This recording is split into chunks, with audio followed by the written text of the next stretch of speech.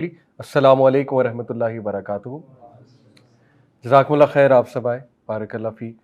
आज भी last lecture की तरह हम इंशाल्लाह जो इशू चल रहा है उसी पे बात करेंगे, the Palestine issue which is very important. तो इंशाल्लाह सीरा की क्लास भी कंटिन्यू रहेगी, but I just deemed it necessary कि आप लोगों को एक पूरी हिस्ट्री बताई जाए इस इशू के हवाले से, क्योंकि that is the first step. देखिए, हम सब अपने दिल से अगर पूछें कि क्या वाकई ही अक्सा की मोहब्बत और उसकी अहमियत हमारे दिलों में बिल्कुल उसी तरह है जिस तरह से हमारी अपने माँ बाप के साथ मोहब्बत है या अपनी बहुत प्रेशियस चीज़ों के साथ मोहब्बत है, तो शायद मुरव्वतन तो हम कह दें हाँ, लेकिन रियलिटी में शायद I think the answer is no. और the reason for that is कि हमें नॉलेज ही नहीं है कि अल-अक्सा की कितनी ज़्यादा अहमियत है। बल्कि सुल्तान सलाहुद्दीन अय्यूबी से, जो क्रूसेडर्स का जनरल था, जब सुल्तान सलाहुद्दीन अय्यूबी ने कॉन्कर किया था जेरूसलम को, उसने एक्चुअली ये पूछा था कि what is Al-Aqsa for you, what is Jerusalem for you. मतलब क्या है इसकी इतनी वर्थ कि तीन रिलीजन्स, क्रिश्चियनिटी, जूडाइज़म और इस्लाम, वो इसको बहुत अहमियत देते हैं। What is the reason? तो उसने स्माइल करके कहा था नथिंग। और फिर वो एकदम से मुड़ा पीछे, सुल्तान सलाहुद्दीन भी एकदम से पीछे मुड़ के देखा और उन्होंने कहा एवरीथिंग। तो बड़ा ये एक टू द पॉइंट आंसर है कि this is everything for us. तो इसलिए ये लेक्चर का एक मकसद ये भी है कि आप अपने फैमिली के बच्चों को आगाही दें। यही पहला स्टेप है। अभी हम प्रोटेस्ट पे भी जब गए तो मैंने वहाँ भी यही सोल्यूशन प्रपोज किया कि देखें, the first step is nurturing the love of Al Aqsa and Jerusalem and Palestine in the hearts of our children. क्योंकि ये जो हमारे बच्चे हैं, इनके आइडियल्स और हैं। इनको शायद इतनी इंपॉर्टेंस अल-अक्सा जेरूसलम की नहीं है जितनी इंपॉर्टेंस इनके लिए न्यूयॉर्क की है या लंदन की है, राइट, या जो मेट्रोपॉलिटन्स हैं दुनिया के उनकी है। तो यही तो जनरेशन आगे जाके इंशाल्लाह सलाहुद्दीन अय्यूबी बनेगी ना, तो why not start it from here कि इनके दिल में ये मोहब्बत नर्चर की जाए। तो इंशाल्लाह इंटरेस्टिंग भी होगा और फिर हिस्ट्री पे भी बात करेंगे, इस इशू की हिस्ट्री पे भी इंशाल्लाह। और जो क्लेम है इस वक्त ज़ायनिस्ट का, उस पर भी हमें डिस्कस करना चाहिए कि what exactly is the claim और वो क्लेम कितना जो है वो जस्ट है, राइट।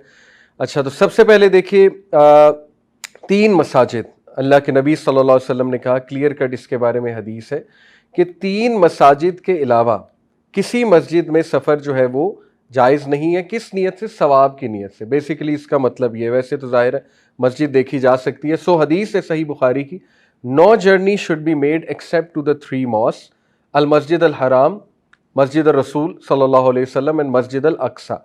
यहीं से इसकी अहमियत साबित हो जाती है कि अल्लाह के नबी ने कहा कि इसको सवाब की नीयत से वहाँ पे जाना, एक एक कदम पे रिवॉर्ड मिलेगा ऑब्वियसली, इसको जाके वहाँ विजिट करना और उसको वहाँ पे जाके देखना, ये बाकायदा एनकरेज्ड है।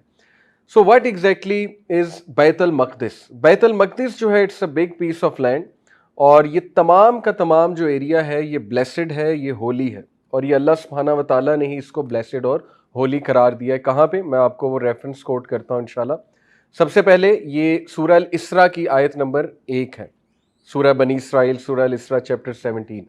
अल्लाह सुब्हानहू व तआला सेज, सुब्हानल्लज़ी अस्रा बिअब्दिही लैलन मिनल मस्जिदिल हरामी इलल मस्जिदिल अक़सा अल्लज़ी बारकना हौलहू लिनुरियहू मिन आयातिना इन्नहू हुवस समीउल बसीर। पाक है वो ज़ात जो अपने बंदे को उस एक रात में ले गया, कहाँ से? मस्जिद अल हराम से, इलल मस्जिद अल अक्सा, मस्जिद अल अक्सा, जो कि रियल में 40 दिन का सफ़र। अगर उस दौर की बात की जाए तो उस दौर में घोड़ों पे, कैमल्स पे 40 दिन लगते थे, लेकिन अल्लाह सुब्हानहू व तआला मिरेकुलसली अपने नबी को एक रात में ले गया। अल्लज़ी बारकना हौलो लिनुरियहू मिन आयातिना, और वो ब्लेसेड लैंड है, अल्लाह ने उसको ब्लेस्ड बनाया है, अल्लाह ने उसमें ब्लेसिंग्स भर दी। बारकना, ठीक है, बरकत का वर्ड, ताकि वो अपने बंदे को अपनी आयात दिखा सके। और दिखाई अल्लाह सुब्हानहू व तआला ने। देखे, अल्लाह ने वो अल अक्सा रिक्रिएट कर दी in all its glamour and glory. जो पुरानी अल अक्सा हुआ करती, जो सुलेमान अलैहिस्सलाम ने बनाई होगी, वो सारी अल्लाह ने रिक्रिएट कर दी, और उसमें हमारे नबी ने फिर नमाज भी अदा की। क्योंकि उस टाइम पे आपको पता है कि अल अक्सा पे किसका कब्जा था? बाइजेंटाइंस का। बाइजेंटाइन एम्पायर, हेरकुलिस जो था, वो जाहिर है वहाँ पे उस वक्त जेरूसलम उनके कब्जे में था, हेरकुलिस के कब्जे में, बाइजेंटाइन एम्पायर के। तो उन्होंने तो उस एरिया को बाकायदा गेटोज बनाया हुआ था, जहाँ पे वो कूड़ा करकट डाला करते थे, क्योंकि उनके लिए उसकी कोई ख़ास अहमियत नहीं थी। उनके लिए वहाँ पे अहमियत ये थी कि जीसस क्राइस्ट जो है वो यहाँ पे इसी एरिया में उनकी बर्थ हुई है, देयर लॉर्ड जीसस क्राइस्ट, और वो यहाँ पे रहे हैं और वहाँ पे उनका एक बहुत बड़ा चर्च था। दैट्स वाई वो उसको ब्लेसेड समझते हैं, क्रिश्चियंस की बात कर रहा हूँ। बहरहाल हमारे नबी के लिए देखिए अल्लाह ने दोबारा वो रिक्रिएट किया होगा वो मंजर इन all it's glory and glamour. अच्छा, इसके बाद जो है वो सूरह मायदा में आयत नंबर 21 में अल्लाह फरमाते हैं, ये बेसिकली हज़रत मूसा अलैहिस्सलाम के अल्फाज हैं। मैं आपको थोड़ी सी तारीख भी बताता हूँ।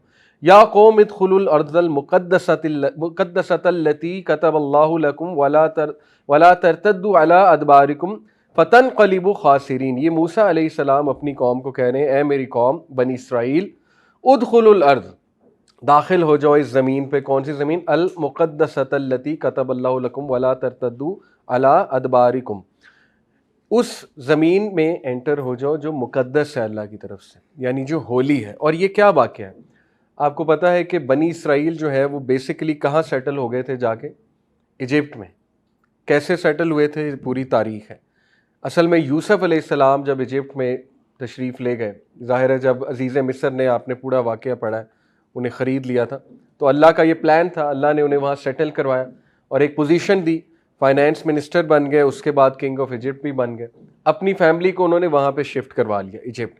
तो उनके बाद से लेके मूसा अलैहिस्सलाम के टाइम तक जो है वो बनी इसराइल इजिप्ट में रही। और फिर आपको वो पूरी स्टोरी पता है कि फ़ैरो ने किस तरह उन्हें इंस्लेव किया, राइट। अल्लाह की तरफ से एक टेस्ट आया बनी इसराइल पे, तो मूसा अलैहिस्सलाम ने उन्हें किस तरह से छुटकारा दिया। मूसा अलैहिस्सलाम जो है बनी इसराइल को सेटल करवाने ले जा रहे थे जेरूसलम में, because it's a blessed land और अल्लाह की तरफ से हुक्म था। लेकिन जेरूसलम पे उस वक्त कुछ और लोग काबिज थे, तो मूसा अलैहिस्सलाम ने जिहाद का हुक्म दिया बनी इसराइल को।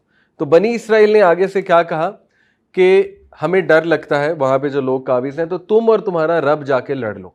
ये मैंने आपको सीरा में भी पढ़ाया ना कि साद बिन माज थे गालिबन, जिन्होंने अल्लाह के नबी सल्लल्लाहु अलैहि वसल्लम को कहा था जंग बदर के मौके पे कि we are not like the people of Bani Israel, हम बनी इसराइल थोड़ी हैं कि हम आपको कहेंगे आप और आपका रब लड़ लो। तो ये बड़ा मशहूर वाक़या। तो इसके नतीजे में अल्लाह ने फिर ज़ाहिर है अपना गज़ब और अपनी नाराज़गी शो की, और बनी इसराइल 40 साल जो है वो वादी सिनाई में भटकते रहे, पेनिनसुला, द सिनाई पेनिनसुला, 40 साल भटकते रहे। और इनके फिर 12 कबीले थे, ठीक है, वो पूरी हिस्ट्री है। हज़रत मूसा ने इन्हें वहाँ भी एडजस्ट करवाने की कोशिश की, लेकिन ज़ाहिर है कि इनकी कोताहियाँ बहुत ज़्यादा थी। अम्बिया को कत्ल करना ये कोई छोटी चीज़ तो नहीं है, अल्लाह की शरीयत को चेंज कर देना, अपनी मन पसंद जो है वो एक दीन बना लेना, और सबसे बड़ा क्राइम ये तो है ही, वो ये है कि क्लियर कट अल्लाह के साथ कुफर करना। देखिए मैंने आपको पूरा सीरा में एक चैप्टर पढ़ाया ज्यूज़ के ऊपर कि प्रॉफिट सल्लल्लाहु अलैहि वसल्लम के साथ क्या रिलेशंस थे ज्यूज़ के। तो मैंने आपको बताया 3 कबीले थे, बनु नज़ीर, बनु कैनुका और बनु कुरैज़ा। तो ये जो 3 कबीले थे इन्होंने पैक्ट भी तोड़ा नबी सल्लल्लाहु अलैहि वसल्लम के साथ, जो पीस ट्रीटी थी, जो पैक्ट था, बल्कि इस लेवल की जसारत भी की कि अल्लाह के नबी सल्लल्लाहु अलैहि वसल्लम को कत्ल के प्लान्स भी बनाए। और फिर काब बिन अशरफ, ये एक इनका बहुत बड़ा सरदार भी था और पोइट था और बड़ा कैरिज्मेटिक फिगर था इनमें, वो मुस्लिम औरतों के बारे में बहुत ही फुहुश किस्म की जो है ना वो शायरी भी लिखा करता। तो जाहिर है मुसलमानों की गैरत तो है, तो मदीना में जब सहाबा वो शायरी सुनते थे तो उनका खून तो भड़कता था, ऑब्वियस सी बात। फिर आपने वो वाक़या भी पढ़ा है कि सीरत में ही कि ज्यूज़ ने एक मुस्लिम औरत को बरहना भी किया था। ज़ाहिर है मजाक उड़ा रहे थे एक मुस्लिम औरत का, उसने पूरा अबाया पहना हुआ था, तो वो अबाया जो है वो उन्होंने मेरा ख्याल कहीं पे अड़ा दिया था। जब वो औरत उठी तो उनका अबाया जो है वो उतर गया मार्केट में। ये सीरत का वाक़या। तो एक वहाँ पे मौजूद थे अरब, उन्होंने उनकी गैरत जो है ज़ाहिर है जाग गई, उन्होंने उसको कत्ल कर दिया, उस ज्यू को जिसने काम किया था। तो उसके बाद a little war, a mini war broke out, और फिर अल्लाह के नबी सल्लल्लाहु अलैहि वसल्लम ने जो है उस पर फिर उसको सीज किया और उनको फिर निकाला वहाँ से। तो ये देखिए यहाँ से भी साबित होता है कि इनका सबसे बड़ा क्राइम ये है कि रेसिज्म की बिना पर अपने आप को प्योर ब्लड समझना और ये कहना कि हम अल्लाह के प्यारे हैं, हमें कोई नहीं छू सकता, और खुदा अल्लाह सुब्हानहू व तआला ने सारे जो दूसरे लोग हैं वो हमारी खिदमत के लिए बनाए हैं। आप इनकी तलमूद अगर पढ़ेंगे तो it's a very resist book. वो बेसिकली इनकी सही बुखारी है, जिस तरह हमारी सही बुखारी इनकी तलमूद है। तो उसमें जो नॉन ज्यूज़ हैं उनको गॉय और गॉयम्स कहा जाता है, GOY, गॉय एंड गॉयम्स। तो वहाँ पे रूल्स हैं बाकायदा गॉय और गॉयम्स के। मैं आपको मतलब कोट कर सकता हूँ, मेरे पास पूरी प्रेजेंटेशन पड़ी हुई है रेफरेंस के साथ। उसमें ऐसी ऐसी बातें हैं कि गॉय को अगर तुम लूट लो, यानी टाका मार लो उसके घर में, या उसकी कोई चीज़ तुम ले लो, तो ये जायज़ है, ये अल्लाह की तरफ से जायज़ है, क्योंकि वो बेसिकली प्योर ब्लड नहीं है ऑब्वियसली। इसी तरह जो है वो गॉय को मारा भी जा सकता है, कत्ल भी किया जा सकता है, उसे किसी भी किस्म का काम भी कराया जा सकता है। तो ये इस लेवल के रेसिस्ट जो थॉट्स हैं, अल्लाह माफ़ करे। आप देखें ना, इबलीस ने भी यही किया था, अपने आप को बहुत सुपीरियर समझा, आदम अलैहिस्सलाम को बहुत ज़्यादा उसने इन्फीरियर समझा था। तो ये सबसे बड़ा क्राइम था कि इनसे बर्दाश्त नहीं हुआ कि अरबियों में से कहाँ से जो है वो नबी आ गया। और नाउज़ बिल्लाह, आपको पता है कि ये कॉन्सेप्ट तो आजकल आपको पता है कई माइथोलॉजीज़ का भी है, प्योर ब्लड और मगल ब्लड, राइट। आपने देखा होगा मूवीज़ में भी कि एक ख़ास विलन है, वो अपने आप को प्योर ब्लड कह रहा है और अपनी औलाद को और बाकियों को इम्प्योर और मगल ब्लड कहते हैं। तो यही था कि हज़रत सारा अलैहिस्सलाम की जो औलाद है, यानी हज़रत इसहाक, वो सारे प्योर हैं। और वही जो है वो असल में वो लोग हैं जिनको प्रॉमिस्ड लैंड का प्रॉमिस किया गया, यानी फ़लस्तीन का। बाकी सारे जो हैं वो इम्प्योर हैं, चूँकि इन्होंने तस्लीम नहीं किया हज़रत इस्माइल अलैहिस्सलाम की औलाद को। तो ये इनका सबसे बड़ा क्राइम है, और दैट इज़ प्योर रेसिज्म। और हज़रत इब्राहीम अलैहिस्सलाम जो है तकरीबन 2000 कबल मसीह पहले थे। तो ये जो 2000 की तारीख है, इसमें फिर डिफरेंट अंबिया हैं, इसमें हज़रत इब्राहीम के औलाद से बहुत से अंबिया हैं, और वही बनी इसराइल है, यानी इसहाक अलैहिस्सलाम की जो औलाद है। बहरहाल, तो मस्जिद अल अक्सा यानी बैतुल मक़दिस जो है, जो मैंने आपको बताया द ब्लेसेड लैंड, उसमें जो है वो मस्जिद अक्सा है, उसमें डोम ऑफ द रॉक है, उसमें मस्जिद बुराक है। और ये सारी की सारी जो बाउंड्री आपने तस्वीर में देखा होगा, ये बैत मक़दिस कहलाती है, यानी ये हरम है। और हरम का जो एरिया आपको पता है दैट इज़ हॉली। और जिस तरह मक्का मदीना में हरम है, इस तरह यहाँ पे भी है। एक चीज़ आपको क्लियर होनी चाहिए कि डोम ऑफ द रॉक जो है वो मस्जिद अक्सा नहीं है, क्योंकि ज़्यादातर उसकी तस्वीर दिखाई जाती हैं। डोम ऑफ द रॉक अब्दुल मालिक बिन मरवान ने बनवाया था तकरीबन 690 CE क्रिश्चियन एरा में। अब्दुल मालिक बिन मरवान कौन है? ये उमैयद कैलिफ थे। जब अमीर मुआविया रज़ियल्लाहु अन्हु, ज़ाहिर है उनकी कैलिफेट आई, उसके बाद फिर जो है वो आपको पता है बड़ा एक दर्दनाक चैप्टर हमारी हिस्ट्री में करबला का। लेकिन उसके बाद जो है वो कैलिफेट दोबारा से इमाम हसन इमाम हुसैन के बाद दोबारा से कैलिफेट उमैयद्स के पास चली गई। और सबसे पहला जो कैलिफ था उमैयद्स का वो मरवान था, मरवान बिन अल हकम। मरवान का बेटा जो था वो अब्दुल मालिक बिन मरवान था। और अब्दुल मालिक बिन मरवान ने तकरीबन 20 साल इस्लामी रियासत पे जो है वो हुकूमत की। और he was a good caliph, good in the sense कि उनकी कैलिफेट में काफ़ी तरक्की हुई, और ही वॉज द वन जिन्होंने रोड्स पक्की करवाई हाजियों के लिए, काफ़ी कंस्ट्रक्शंस करवाई। तो अच्छी बात है। और डोम ऑफ द रॉक भी उन्होंने ही बनवाया था, ठीक है, जो आज आपको नज़र आता है, अब्दुल मालिक बिन मरवान। लेकिन डोम ऑफ द रॉक ऑब्वियसली मस्जिद अक्सा नहीं है। मस्जिद अक्सा की तस्वीर आप सब ने देखी होंगी, ओल्ड मॉस्क है काफ़ी मस्जिद अल अक्सा, राइट। इसमें आप मैं रिकमेंड करूँगा यूट्यूब पे 360 एक पूरा टूर मस्जिद अक्सा का ज़रूर करें। बल्कि यासिर काजी जो है वो तो वहाँ पे गए हैं और उन्होंने एक एक चीज़ को एक्सप्लेन किया, वो बहुत अच्छी है, वो आप ज़रूर देखिएगा, मेरी तरफ से जो है वो हाईली रिकमेंडेड है आपको। बहरहाल इसकी हिस्ट्री देखिए क्या है। Masjid Al Aqsa is one of the oldest mosque, इसमें कोई दूसरी राय नहीं है। हदीस की रोशनी में ये काबा के 40 साल बाद बनाई गई। अब इसमें ज़रा डाउट है और इख्तलाफात पाए जाते हैं कि एग्जैक्टली किसने बनाई है। फरिश्तों ने बनाई है, कुछ लोग कहते हैं हज़रत आदम ने बुनियाद खड़ी की, कुछ कहते हैं कि हज़रत आदम से भी पहले काबा फरिश्तों ने बनाया, जब इंसान एग्जिस्ट ही नहीं करते थे। और मस्जिद अल अक्सा भी फरिश्तों ने जो है वो तामीर की। ये व्यूज़ हैं डिफरेंट। एक व्यू ये मिलता है कि इसको जो है वो हज़रत आदम ने ही तामीर किया, लेकिन उसके बाद जो है वो हज़रत सुलेमान अलैहिस्सलाम ने इसको ग्रैंड कंस्ट्रक्शन इसकी की। और जो भी अंबिया आते रहे, हज़रत इब्राहीम और हज़रत इब्राहीम अलैहिस्सलाम की औलाद, वो उनका इस इलाके से ताल्लुक़ रहा है। तो बहरहाल ये एक इख्तलाफी मसला है, लेकिन one thing is for sure कि चूँकि मस्जिद अल हराम बहुत पुरानी है, इसलिए 40 साल बाद ये बनी है, तो ये भी बहुत पुरानी मॉस्क है। और कितने अंबिया यहाँ पे आए हैं हमें पता भी नहीं है, राइट। इसके बाद देखिए इसकी ख़ास बात ये है हिस्ट्री में कि ये बहुत well known place of worship रहा है थ्रू आउट हिस्ट्री तमाम अंबिया का। और ये इतनी ज़बरदस्त ज़मीन है कि हज़रत लूत अलैहिस्सलाम को जब अल्लाह सुब्हानहू तआला ने उनकी कौम पे अज़ाब भेजा था, तो पनाह लेने के लिए कहाँ का कहा था? यहाँ का, जेरूसलम का, ठीक है। यानी ये प्रोटेक्टेड लैंड है अल्लाह सुब्हानहू तआला की तरफ से। तो बहरहाल it is a well known place of worship. हज़रत इब्राहीम अलैहिस्सलाम, उनकी औलाद हज़रत इसहाक, उनके पोते ज़ाहिर है हज़रत याकूब अलैहिस्सलाम और फिर आगे उनकी औलाद, वो वहाँ पे इबादत करते थे। उसके बाद जो है प्रॉफिट दाऊद अलैहिस्सलाम, उन्होंने यहाँ पे बनी इसराइल को सेटल कराया, एक किंगडम बनाया। ये पूरी तारीख मैं अभी आपके सामने इंशाल्लाह रखता हूँ। देखिए, मैंने आपको बताया कि बनी इसराइल इजिप्ट चली गई थी, उसके बाद मूसा अलैहिस्सलाम ने वापस उन्हें वहाँ सेटल कराना चाहा, लेकिन जाहिर है कि वो डर गए जिहाद से, अल्लाह की तरफ से जिहाद का हुक्म था, तो 40 साल वो भटकते रहे वादियों में। उसके बाद जो है वहाँ पे काबिज था मेरे ख्याल ग्रीक्स का, वहाँ पे कब्जा था, बेबीलोनियंस का। लेकिन हुआ ऐसे कि मुसलमानों, ये बनी इसराइल की तरफ अल्लाह सुब्हानहू व तआला ने एक बहुत ही नेक किंग भेजा। वो आयात मैं अभी आपके सामने रखता हूँ। सूरह अल बकरा की आयात जो है 246 से ऑनवर्ड, वो बहुत रेलेवेंट है इंशाल्लाह इस हिस्ट्री को लेके, मैं आपके सामने रखता हूँ।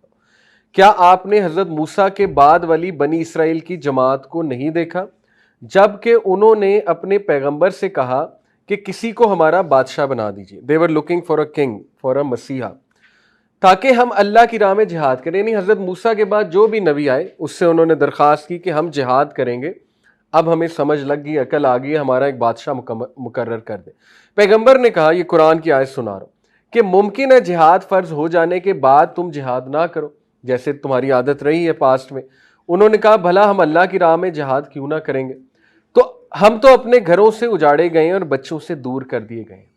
देखिए, ये है वो बेसिकली इनका आर्गूमेंट जो इस वक्त नेतन्याहू भी प्रेजेंट करता है पूरी दुनिया को।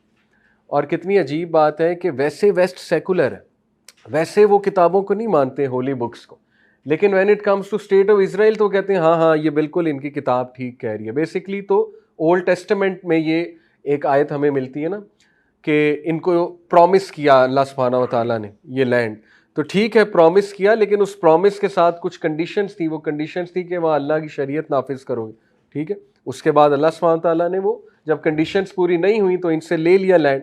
हमारा ये आर्गूमेंट है कि अगर आपने किताब कोट करनी है, आओ फिर किताब किताब खेलते हैं। आपकी ओल्ड टेस्टमेंट है, हमारी कुरान है।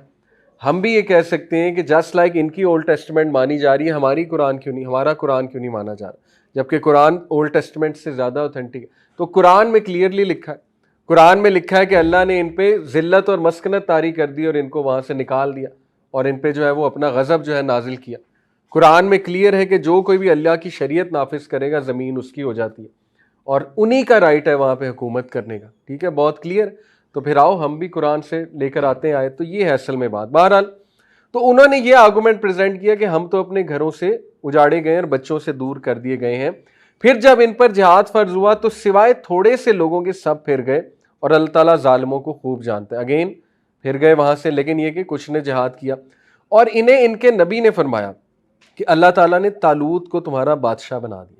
तालूत एक नेक शख्स था उस टाइम पे, और तालूत जो है ये किसान था, किसान का बेटा था और काफ़ी जफाकश, स्ट्रॉन्ग, इल्म वाला। अभी आगे तारीफ़ कर रहे हैं अल्लाह सुब्हानहू व तआला तालूत की, वो मैं आपको सुनाता हूँ।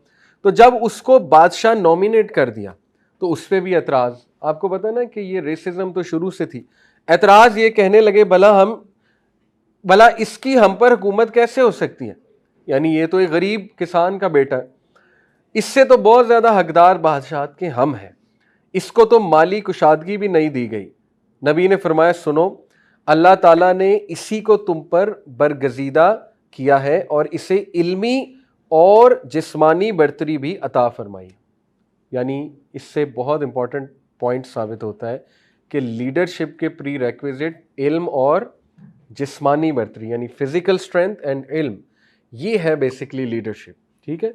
तो ख़ानदान का रॉयल होना या जाहिर है कि एक ख़ास बैकग्राउंड होना वो कोई लीडरशिप का क्राइटेरिया नहीं है। बहरहाल, बात यह है कि अल्लाह जिसे चाहे अपना मुल्क दे, ये अल्लाह खुद फरमा रहा है आयत नंबर 247 में। अल्लाह ताला कुशादगी वाला और इल्म वाला है। मानना पड़ा उन्हें। रीज़न क्या थी तालूत को मानने की? आपको पता है बहुत ही हट धर्म कौम थी, तो अल्लाह सुब्हानहू व तआला ने इन्हें बड़े क्लियर मौजज़ात दिखाए, क्योंकि जितनी कौम हट धर्म होती है अल्लाह हुज्जत पूरी करने के लिए उतने क्लियर मौजज़ात दिखाता है। फिर अल्लाह ने क्या दिया इन्हें, तालूत को? इनके नबी ने इन्हें फिर कहा, यह आयत नंबर 248 है, कि इसकी बादशाहत की ज़ाहिरी निशानी ये है कि तुम्हारे पास वो ताबूत सकीना आ जाएगा, वो संदूक आ जाएगा जिसमें तुम्हारे रब की तरफ से दिल जमी है और आले मूसा और आले हरून का बकिया जात है, फरिश्ते इसे उठा कर लाएंगे, यकीनन ये तो तुम्हारे लिए खुली दलील है अगर ईमान वाले। ताबूत सकीना का क्लियरली कुरान में जिक्र है आयत नंबर 248 में। ताबूत सकीना असल में सारी गेम ही है, एक हैकल सुलेमानी, एक ताबूत सकीना। हैकल सुलेमानी according to Muslim historians Masjid Aqsa ही है। असल में जो इबादत गाह हज़रत सुलेमान ने बनाई थी वो मस्जिद अक्सा है। तो ये कहते हैं कि हमारा राइट है, हैकल सुलेमानी था वहाँ पे और इसको हमने गिराना है और हैकल सुलेमानी को रिकंस्ट्रक्ट हमने करना। ठीक है, ये बेसिकली इनका आर्गूमेंट। दूसरा जो है, जाहिर है दे बिलीव के शायद ताबूत सकीना वहाँ पे कहीं दफन है और कई ज्यूज़ ने, रैबाइज ने क्लेम भी किया है कि हमें तो ये बताया गया, दिखाया गया है कि ताबूत सकीना कहाँ है, मस्जिद अक्सा के नीचे अकॉर्डिंग टू देम। ताबूत सकीना इनके लिए एक मैजिकल हैसियत रखता है कि पता नहीं ये कोई बहुत ही जादुई सी चीज़ है और जिसके पास ताबूत सकीना होगा उसके पास वर्ल्ड में इन्फ्लुएंस होगी। असल में ज्यूज़ में अकल्टिज़म बहुत ज़्यादा है। अकल्टिज़म जो है इसके बारे में अगर आप पढ़ेंगे तो इसमें ब्लैक मैजिक भी आता है, इसमें एल्केमी भी आता है। ठीक है, तो अकल्टिस्ट रहे हैं थ्रू आउट हिस्ट्री और अकल्टिस्ट में नाइट टेम्पलर्स भी हैं और नाइट टेम्पलर्स वर ऑल्सो ये भी इन्हीं के पीछे थे जो relics according to their understanding Sultan Salahuddin Ayubi ने इन्हें चुन चुन के क्यों मारा था, क्योंकि ये वो नुस्खे निकाल रहे थे जो हज़रत सुलेमान अलैहिस्सलाम ने दफन किए थे अपने तख्त के नीचे, जो शयातीन ने इंसानों को जादू सिखाना शुरू कर दिया था। कबाला मैजिक बहुत फेमस मैजिक है इनका, ब्लैक डार्क मैजिक है। तो उसके नुस्खे, ये मैं आपको तारीख बता रहा हूँ, मतलब इसमें कितनी ऑथेंटिसिटी है आप खुद देख लीजिएगा, लेकिन ये एक तारीख है कि नाइट टेम्पलर्स जो थे सुल्तान सलाहुद्दीन यूबी के दौर में जो ग्रुप था, देवर आफ्टर दीज थिंग्स, क्योंकि वो चाहते थे कि इन्हें वो तरीका मिल जाए शयातीन के साथ राब्ता करने का। और मैं समझता हूँ कि शायद उन्होंने निकाल लिए वो नुस्खे और राब्ता भी किया और उसके बाद फ्री मेसनरी और इल्यूमिनाटी बनी। फ्री मेसनरी जो है ये वो नाइट टेम्पलर्स हैं जो यूके की तरफ भाग गए, इंग्लैंड की तरफ। वहाँ जाके इन्होंने किंग को बहुत इन्फ्लुएंस किया इनके लोगों ने, क्योंकि उस टाइम पे अकल्टिज़म जो है बहुत पीक पे था, जो मैजिकल साइंसेस और अकल्टिज़म, तो वो इनके पास था। और जो इनमें से ग्रुप गया जर्मनी, वो इल्यूमिनाटी बना। ठीक है, तो ये इल्यूमिनाटी की और फ्री मेसन्स की भी एक हिस्ट्री है। तो बेसिकली देखिए इसके पीछे शैतान भी है, इसके पीछे फिर वो चीज़ें भी हैं। जूस ने जो इल्ज़ाम लगाया हज़रत सुलेमान अलैहिस्सलाम पे कि ये तो सारी चीज़ें हज़रत सुलेमान ने सिखाई, नाउज़ुबिल्ला, और जूस हज़रत सुलेमान पे बहतान बांधते हैं कि सुलेमान की नाउज़ुबिल्ला इनकॉम्पिटेंस की वजह से या केयरलेसनेस की वजह से जो है ना वो हम तितर बितर हो गए, ये एक इल्ज़ाम वो लगाते हैं। तो अल्लाह ने हज़रत सुलेमान अलैहिस्सलाम को डिफेंड किया सूरह अल-बकरा आयत नंबर 102 में, वत्तबऊ मा तत्लु शयातीनु अला मुल्क सुलेमान वमा कफर सुलेमान वलाकिन्न शयातीन कफरू, कि सुलेमान ने कुफर नहीं किया था। कुफर से यहाँ मुराद है कि तुम्हें जो गंदवला जिसमें तुम पड़े हुए जो मैजिक है, ये सुलेमान अलैहिस्सलाम ने नहीं सिखाया था, ये तो शयातीन ने कुफर किया था।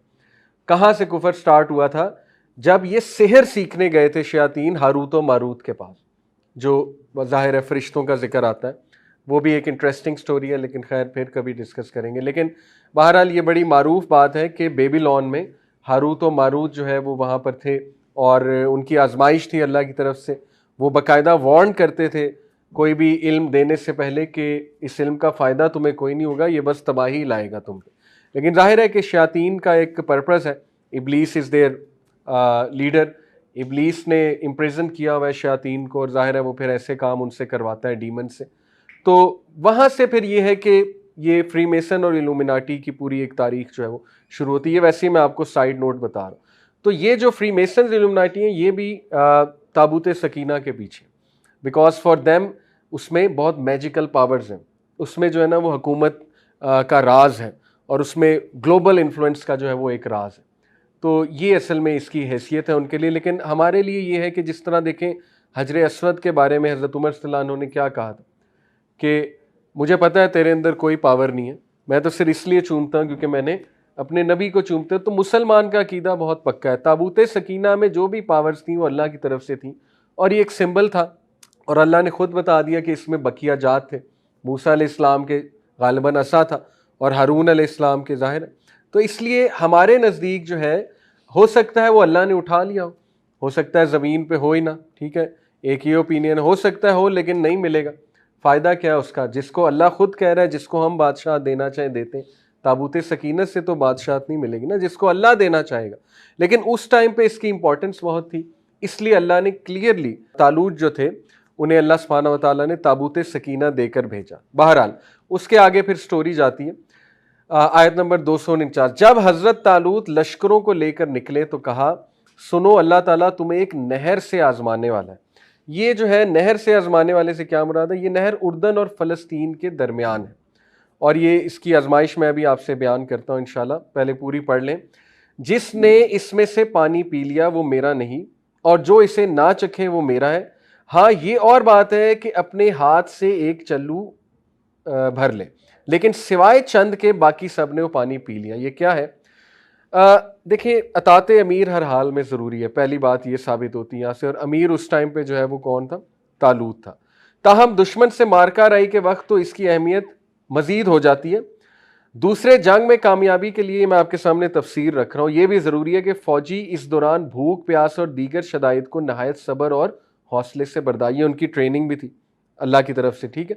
चुनाचा इन दोनों बातों की तरबियत और इम्तिहान के लिए तालूत ने कहा कि नहर पर तुम्हारी पहली आजमाइश होगी, राइट, डिसिप्लिन के लिए। जिसने पानी पी लिया इसका मुझसे कोई ताल्लुक नहीं होगा, लेकिन इस तंबीह के बावजूद अक्सरियत ने पानी पी लिया, सेल्फ कंट्रोल नहीं शो किया। इनकी तादाद में मुफस्सरीन ने मुख्तलिफ अक़वाल नकल किए। इसी तरह ना पीने वालों की तादाद 313 बतलाई गई, वल्लाहु आलम, ठीक है, और सहाबा की तादाद भी 313। तो जाहिर है ये कुछ नंबर स्पेशल होते हैं, जैसे इस्लाम में 7 नंबर का बार बार तस्करा है, 7 हेवंस, राइट, तो 7 बहुत ज़्यादा तस्करा इसका है।